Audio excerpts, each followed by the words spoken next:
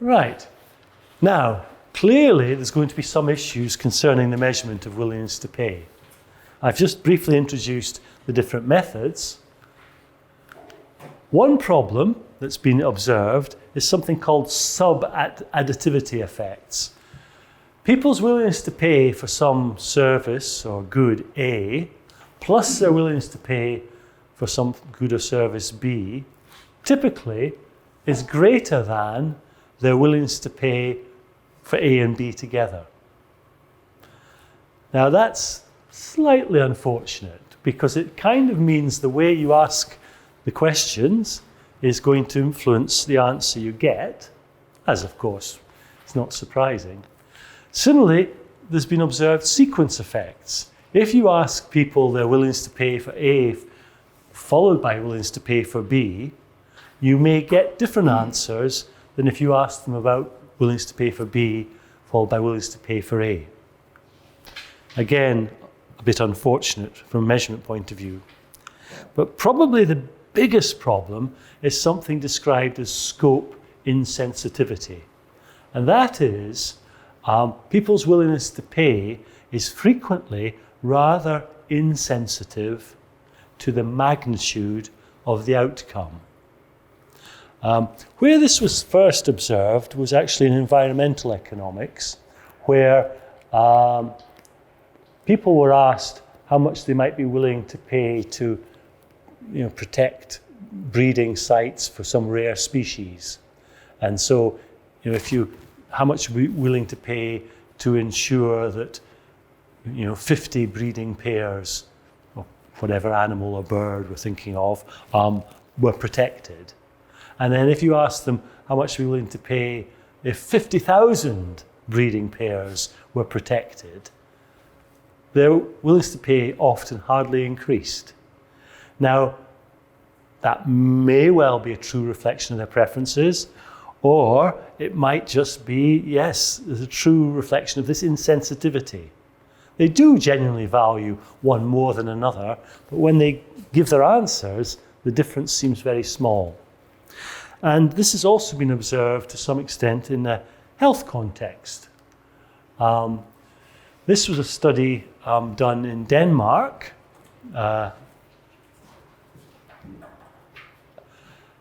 And it was looking at willingness to pay for reducing the risk of cardiovascular disease. And so there was the first option, CV1, was reducing the risk of cardiovascular disease from 2 out of 1,000 to 1 out of 1,000 over a period of 10 years. And this was restated to the individual as this would avoid, our friend EQ5D, this would avoid this health state, 2222. And that's some problems mobility, some problems with usual activities, some problems self-care, moderately anxious or depressed, and with some moderate discomfort. So that's the first program. It will lead to that benefit. The second program, CV2, again reduced the risk of cardiovascular disease from 2 out of 1,000 to 1 out of 1,000 over a period of 10 years, but it avoided death. So in one case, you haven't changed the risk of death, but you've changed the risk of a particular ill health outcome. But in the second one, it was described in terms of changing the risk of death. And so what they used was a dichotomous choice question, and also they followed that with a payment card question. What they found was rather interesting. It's Danish kroner. I'm not sure. I want to say about 10 yen to the krona, but I'm not a currency expert. So what they found, so first of all, there's two, dichotomous choice and then payment card. If we look first of all at dichotomous choice data, the mean willingness to pay implied by people's dichotomous choices was about 7,000 krona for the first program, about just over 9,000 krona for the second program. If we look at their mean willingness to pay using the payment card method, it was about half as much. So that's one problem, one method giving different values. But about 3,200 krona for the first program, CV1, slightly over 4,000 krona for CV2. Now, the ratio of QALYs that are being gained between the two programs was calculated as about 2.22. In other words, this second program was saving or generating, depends how you want to look at it, about twice as much, slightly more than twice as many QALYs. But if we look at the ratio of these willingness to pay, they're not 2.222. On the payment cards, it was 1.26. On the dichotomous choice, it was 1.32. So there's a degree of insensitivity there. We would rather hope, perhaps, if our methods were robust, that these values in the bottom line would be at least twice as much as the top line, and they're not. But it's worse than that. They then looked at the individual valuations of the two programs, and they found that 68% of the respondents gave the same willingness to pay.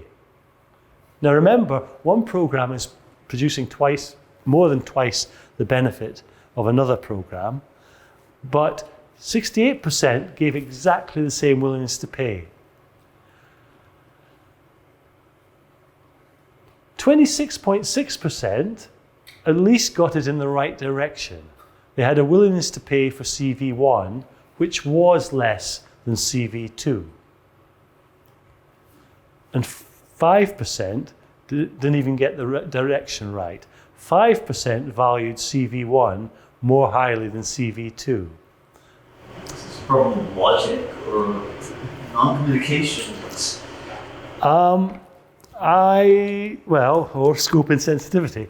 But I mean, the bottom bit is more than scope insensitivity. It's sort of just getting things wrong. I think it's reflecting that these are unfamiliar questions and they're not easy to think about and to answer. We are used to going into the supermarket and making a decision, oh, that cake looks very nice. Oh, but it's costing, am I willing to pay? Or that bit of beef or something looks great, but am I willing to pay that amount? We're quite used to that, but we're maybe not used to this health program will reduce these risks and produce this benefit. This program will have a different set of characteristics. How much am I willing to pay? So it's unfamiliarity partly. But of course, that's always going to be a problem in the health context. Now, as I noticed, sort of or mentioned in passing, the payment card produced rather different results from the dichotomous choice. And I guess we shouldn't be surprised that different methods give different answers. And it's partly because there are different potential biases with different methods.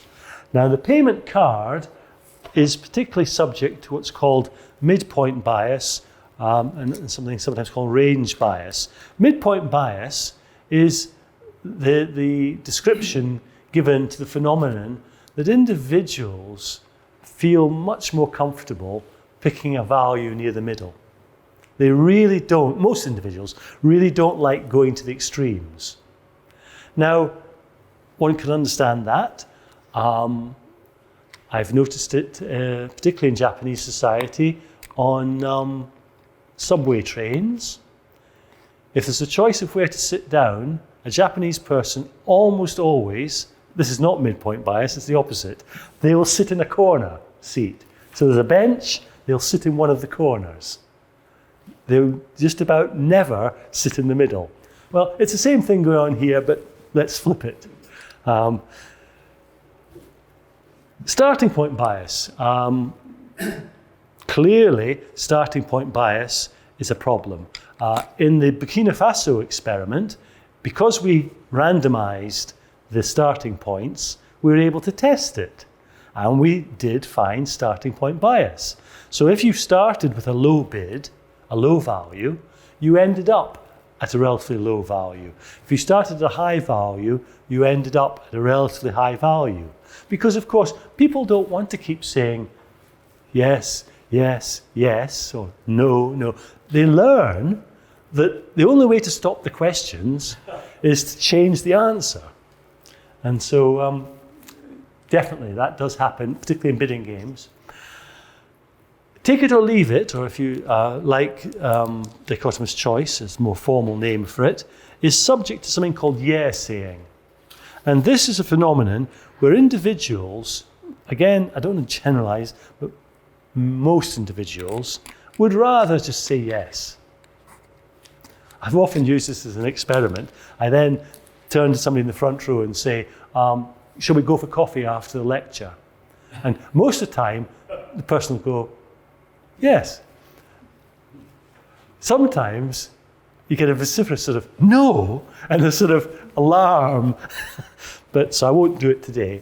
But if you ask somebody something in a polite way, and your body language is sort of right, chances are they're going to say yes. I mean, that's just the way people are, isn't it? Yeah. Now, that might make life go a bit easier. You know, we're not always rough edges rubbing up against each other. But it doesn't help when you're doing a willingness to pay study. You want to know what people genuinely feel, what their valuation really is. And if there's yes saying going on, you're going to get a misleading answer. Final one on this list, strategic bias. This describes a situation where people think they can change the outcome through their answer. For example, in the community-based health insurance, people might think, well, look, if I really give my true value, I might have to pay this. Whereas if I come in low with a low valuation, it's less likely that I'll have to pay so much as possible. Or people might think the other way. They might think that if I value this, give quite a low valuation, it may never be on offer. But if I give a high valuation, they may bring it in. So there's these things. And again, this has been tested. There's a very famous study in Swedish to do with comedy programs, but that takes me too far away. I better not go there. But so people answer strategically, sometimes.